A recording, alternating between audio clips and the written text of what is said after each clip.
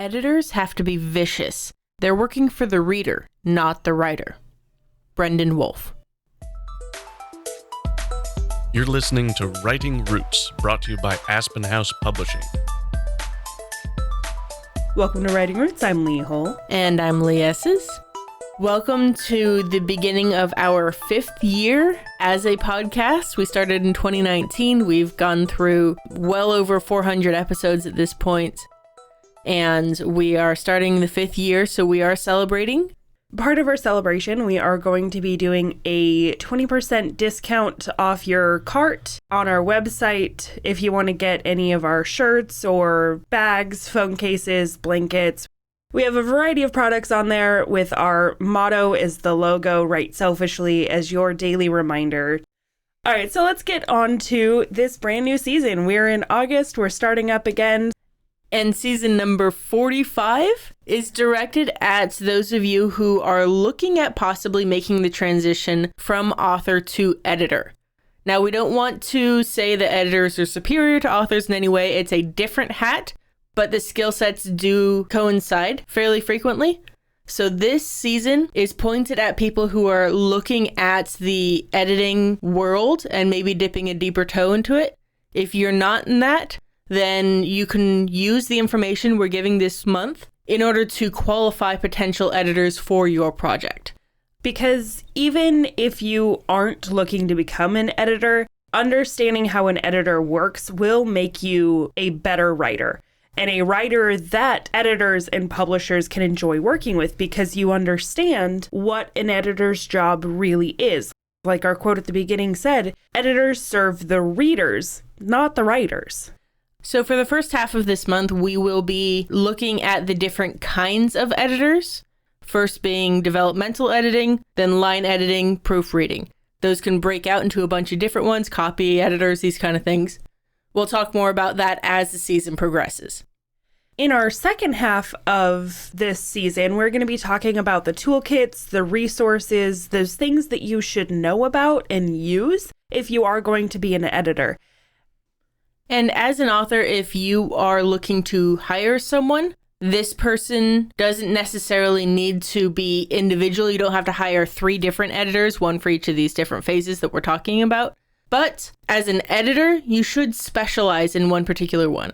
I help a lot of people out with developmental editing, with proofreading, but when I sit down to edit, most of my edits are in the line editing category.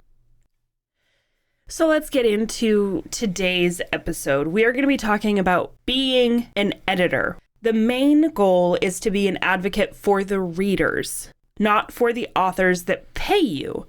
If you are an editor, you are there to speak up for the readers, to point out things that don't make sense, to point out things that are boring, to point out problems. And yeah, it can feel like a difficult relationship with that author, but you are there to serve the readers. And one of my favorite ways that I've heard editors think about this particular topic is their job is to close the comprehension gap. That is the difference between what the author meant and what the reader sees. This is one of those things that makes self-editing a very difficult thing because you know what you meant.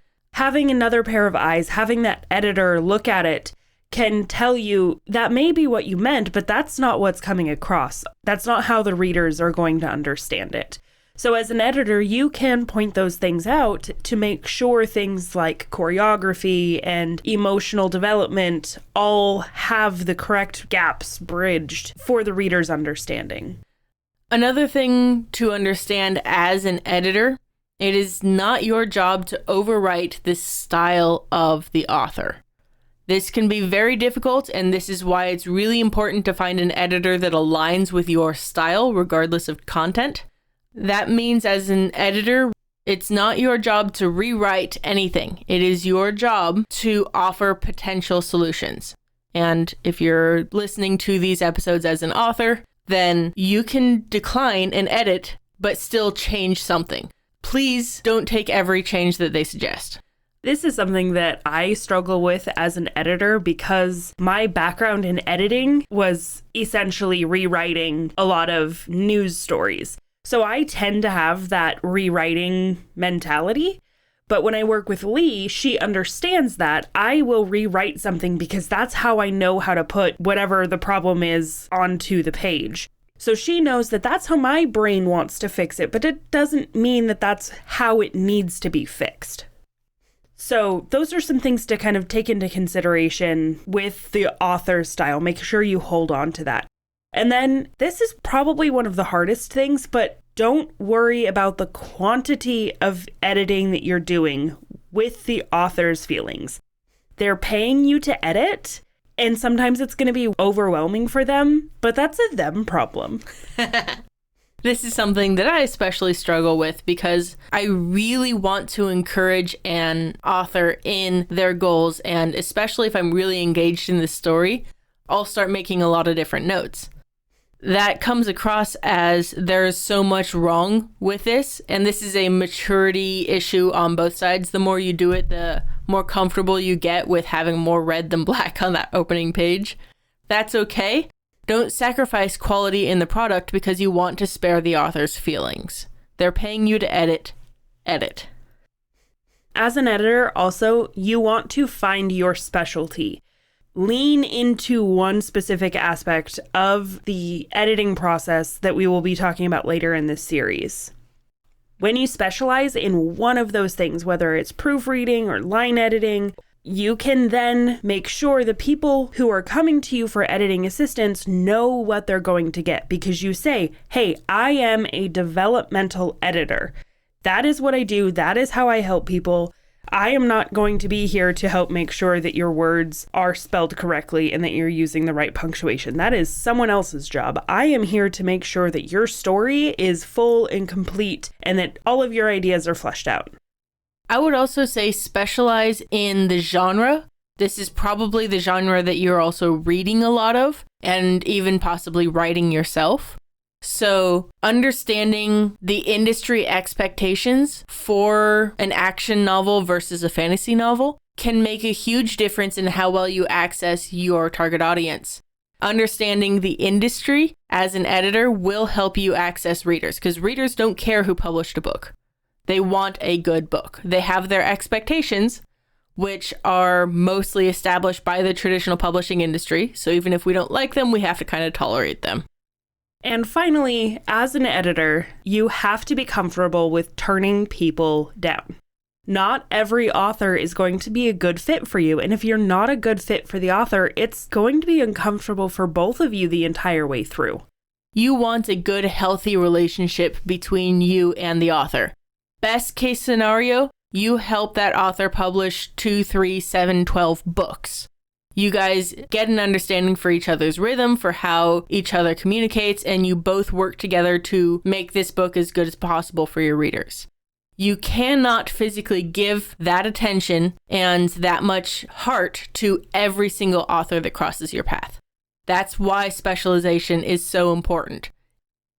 If you are looking into becoming an editor, there are a few characteristics that you need to make sure you have before you can be a successful one that serves the readers, that really helps bridge those gaps for the readers. And the first one, I feel like it's really obvious, but it took me way too long to figure out. Attention to detail. And that doesn't just mean understanding that this needs to be spelled correctly and this is an apostrophe, but forcing yourself to slow down as a reader. You also need to have bucket loads of patience, because this is personal to authors and you are going to be tearing apart their stories, tearing apart their work. And you have to have the emotional fortitude and the patience to deal with authors who don't like that. And on the other side of that coin, you as an editor need to have timeliness. That means that you need to be able to set a schedule and keep to it as much as possible, because as much as you're making room and allowing for an author to do what they need to do, especially if this is their first time, you as an editor should be able to keep a schedule so you can honor every author that you're working with. The author is relying on you to get their product back to them in a timely manner so that they can go move on to the next step or move on to publishing. And like we mentioned earlier, editors are readers. They understand what readers are expecting.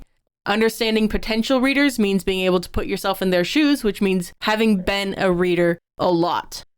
And remember that you are also not just a reader, but you are a storyteller. That's, I think, one of my favorite things about editors is that they are the two sides of the coin in the author-reader relationship. They need to be a reader. They need to be a storyteller. Because when, as an editor, you understand the process of storytelling, you know how to get from point A at the beginning to point B at the end of a story. You know the kinds of arcs that need to happen, and you can make sure that the story is being told in the best way possible. But because I am an editor, I don't need to have my book edited, right? Because I know all of these rules, right? Nope, you're still blind to your mistakes. You still have that comprehension gap that all authors suffer from. The last point that we wanted to have in this list is experience. As an author, you are hoping that your editor has edited before. So you, as an editor, even if it's your first paid editing gig, should have done a fair amount with your writing club or having been edited yourself, giving these kinds of feedback. Do some beta reading maybe, so you can get used to the developmental feedback thing. Everything that we talked about today, everything that we are going to talk about in this series is going to help you whether you want to be edited or be an editor. All of these things are important knowledge in your writing journey because editing is an essential step to make your writing better. But first, write selfishly. If you have a question or comment for our hosts or a topic you'd like us to cover, send us an email at writingroots@aspenhousepublishing.com or find us on Facebook by searching for Aspen House Publishing.